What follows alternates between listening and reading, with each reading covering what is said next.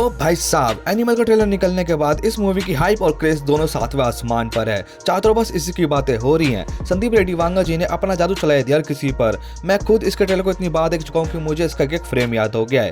इसके ट्रेलर आने के बाद इस मूवी की मार्केट में कई सारी फैन थ्योरीज उड़ रही थी, जिनमें से मैं कुछ आपके लिए पकड़ के लाया हूँ। एक एग्जाम्पल देता हूँ, जैसे कि बॉबी देओल इसमें एक कैनिबल होने वाले हैं जो कि इंसानों को खाते हैं। लगाना शौक? अभी तो और लगेगा जब आगे और बताऊंगा। तो फटाफट से उन सब पर बात कर लेते हैं, पर उससे पहले थोड़ा ट्रेलर के ऊपर मैं अपनी टिप्पणी देना चाहूंगा। इसको मैं असल में परफेक्ट ट्रेलर की कैटेगरी में रखना चाहूंगा। अगर किसी को सीखना है कि ट्रेलर कैसे कट करा जाता है तो वो इसको देख ले और सीख ले।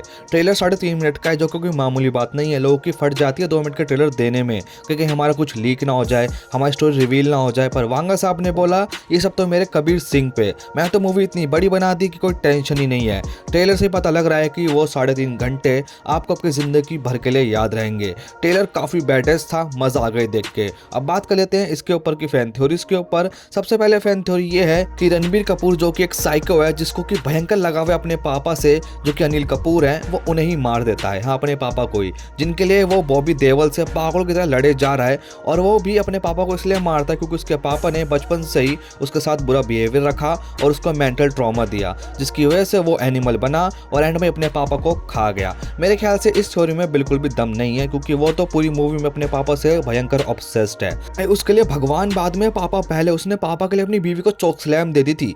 दूसरी की बॉबी देओल इसमें कैनिबल है, जो कि इंसानों को खाता है। और लोग ऐसा इसलिए सोच रहे हैं क्योंकि हमारे लॉर्ड बॉबी देओल इस सीन में कुछ खाते हुए 2 लोगों को नाइफ दिखाकर अंदर बुला रहे हैं। भाई कोई सेंस है इस बात का? भाई अगर उसके मुंह पर म्यूनिस लगी होती तो तुम तो उसे क्या बता देते। तीसरी, अनिल कपूर रणबीर कपूर को इस मूवी में मार डालेंगे। और ये थ्योरी पर एक बार सोचो तो पॉइंट तो है।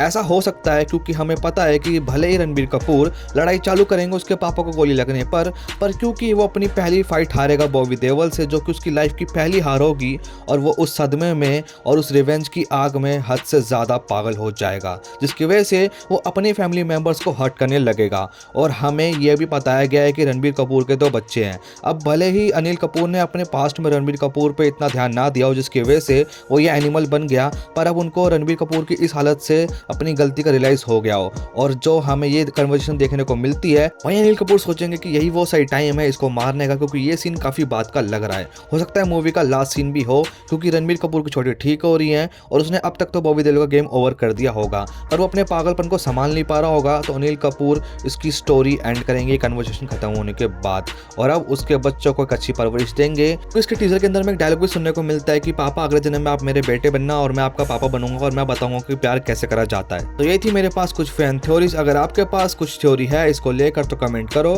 तब तक आप जो मैंने थ्योरी बताई है उस पर सोचो। तब तक के लिए मैं चला, बाय।